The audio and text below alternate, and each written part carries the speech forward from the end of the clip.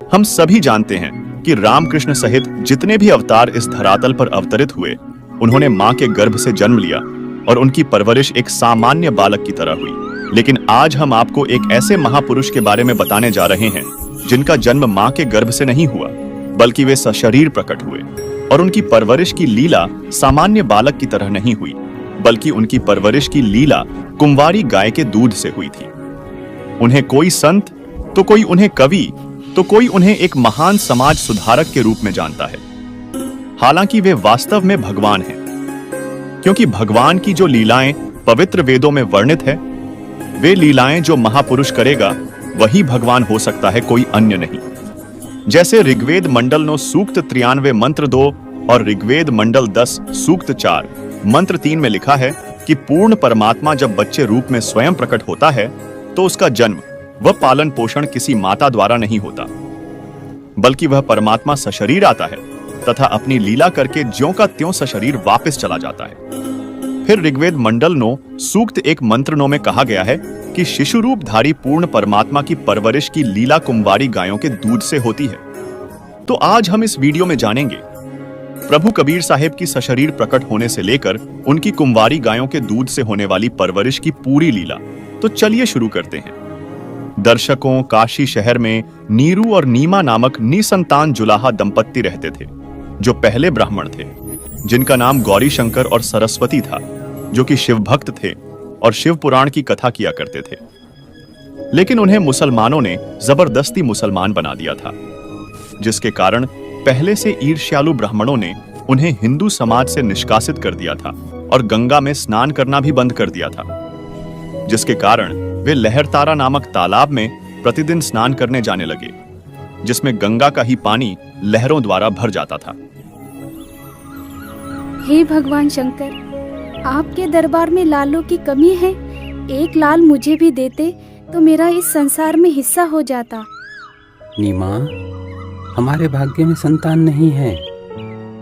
अगर होती तो भगवान पहले ही दे देते। आप रो मत, ऐसे रो रो कर अपनी आंखें खराब और कर लोगी। जब नीरू स्नान कर रहा होता है, तब नीमा पहले वाले वस्त्र धोने के लिए पुनः किनारे पर आती है। देखना जी, कमल के फूल पर बालक है, कमल के फूल पर बालक है। ये तो बच्चे की चाह में बिल्कुल पागल हो गई है। अब तो इसको जल के अंदर भी बच्चे दिखाई देने लग गए हैं। देखना जी, देखना जी, कमल के फूल पर बालक है। हे भगवान! देखना जी, देखना, वो बच्चा डूबेगा जल में।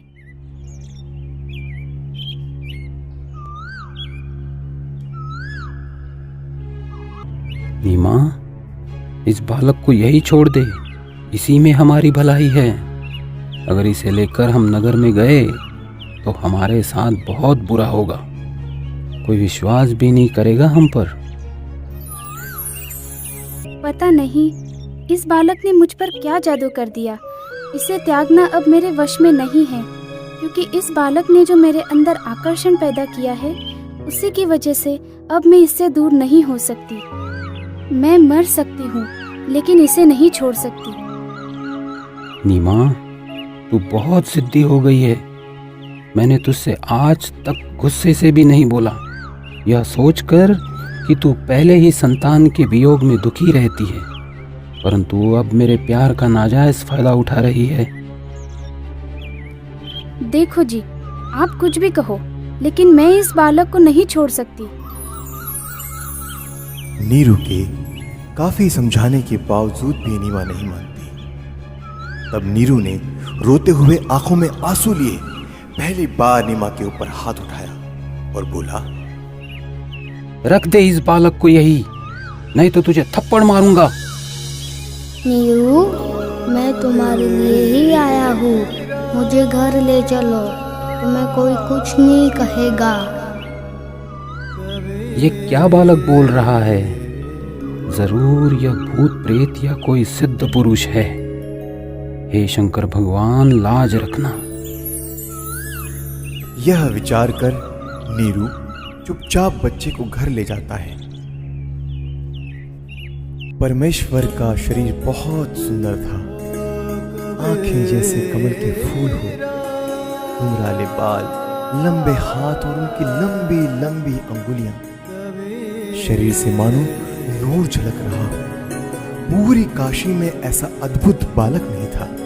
गांव वाले बच्चे को देखने आते हैं, लेकिन सभी उसके विषय में पूछना भूल जाते हैं। बालक इतना सुंदर था कि सबकी आंखें बालक के चेहरे पर ही टिक जाती हैं। कमल के पुष्प से लाने वाली बात सभी भूल जाते हैं। बालक रूपी भगवान कबीर की सुंदरता पर मुग्ध होकर देवता भी देखने आते हैं। परमेश्वर कबीर जी को देखकर कोई कहता यह बालक तो देव अवतार है, कोई कहता कि यह तो साक्षात विष्णु जी आए हैं, कोई कह रहा था यह भगवान शिव ही अपनी काशी नगरी को कृतार्थ करने के लिए उत्पन्न हुए हैं। अपनी अपनी समझ के अनुसार कोई कुछ कह रहा था तो कोई कुछ। यह सब सुनकर नीमा अप्रसन्न हो जाती है। मेरे बच्चे के विषय में कोई कुछ मत कहो। तुमने कभी बच्चा देखा भी है कि नहीं? ऐसे समूह के समूह मेरे बालक को देखने आ रहे हो? नीमा, हमने बालक तो बहुत देखे हैं, परंतु आपके बालक जैसा कभी नहीं देखा, इसीलिए हम इसे देखने आए हैं। हे भगवान शंकर, इनकी नजर से मेरे बच्चे की रक्षा करना। बालक रूपी भगवान कबीर जी अब 25 दिन के हो गए, किंतु कुछ भी न खाने की वजह से नीमा परेशान है और रो रही है। लेकिन उनका शरीर बिल्कुल स्वस्थ था। फिर भी हे शंकर भगवान, या तो ये बालक देना ही नहीं था। जैसे तैसे रो धो कर मैं अपना जीवन व्यतीत कर लेती, और अब दिया है तो ये मुझसे छीनो मत। इसके बिना मैं नहीं रह सकती। ये बालक मरेगा तो इसके साथ मैं भी मरूंगी। भगवान शिव नीमा की प्रार्थना सुनते हैं और कबीर परमेश्वर की प्रेरणा स्वरूप वे साधु के रूप में प्रकट होते हैं। क्यों रो रही हो बेटी? क्या परेशानी है आपकी? हे महात्मा जी, हम निसंतान थे। 25 दिन पूर्व भगवान शंकर जी ने यह बालक हमें दिया, लेकिन अभी तक इस बच्चे ने दूध नहीं पिया। सभी कोशिशें करके हम थक चुके हैं। आज भी इसने कुछ भी आहार नहीं किया। मैं इसलिए रो रही हूँ कि अब यह बालक मरेगा और इसके साथ मैं भी आत्महत्या करूंगी। आपका बालक मुझे दिखाइए। भगवान शिव और भगवान कबीर जी के बीच 7 बार चर्चा होती है। देख नीमा, कितना स्वस्थ है, कमल जैसा चेहरा खिला है। हे विप्रवर, बनावटी सांत्वना से मुझे संतोष होने वाला नहीं है। बच्चा दूध पिएगा तो मुझे सुख की सांस आएगी। हे शंकर जी, आप इन्हें कहो एक कुंवारी गाय लाए, जिस पर आप अपना आशीर्वाद भरा हाथ रखना, फिर वह दूध देगी। मैं उस कुंवारी गाय का ही दूध पीऊंगा। बेटी, अपने पति को बुलाओ। नीरू, एक कुंवारी गाय ले आओ और साथ में कुम्हार के घर से एक घड़ा भी लेकर आना। वह बछिया दूध देगी, उस दूध को यह बालक पिएगा। नीरू कुछ देर बाद ही एक बछिया और मटका लेकर आ जाता है, जिसके बाद परमेश्वर कबीर जी के आदेशानुसार विप्र रूपधारी शिव जी ने उस कुंवारी गाय की पीठ पर आशीर्वाद भरा हाथ रखा।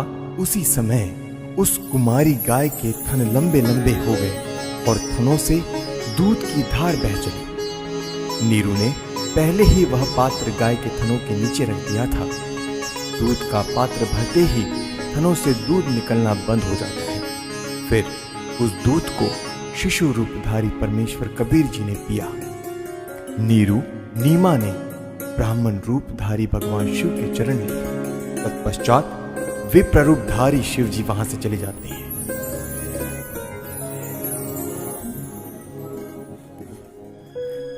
और इस तरह वेदों में वर्णित परमात्मा की लीला के अनुसार परमेश्वर कबीर जी स्वयं ही सतलोक से चलकर काशी में लहर तारा नामक तालाब में शिशु रूप में सशरीर कमल के पुष्प पर प्रकट हुए और उनकी परवरिश की लीला कुंवारी गाय के दूध से हुई। जिससे यह सिद्ध होता है कि वेदों अनुसार कबीर साहेब जी ही पूर्ण परमात्मा हैं। आज उन्हीं पूर्ण परमात्मा कबीर जी की वास्तविक जानकारी संत रामपाल जी महाराज सदग्रंथों से प्रमाण सहित बता रहे हैं। आपसे निवेदन है कि संत रामपाल जी महाराज के आध्यात्मिक सत्संगों को आप प्रतिदिन संत रामपाल जी महाराज YouTube चैनल पर अवश्य सुनें।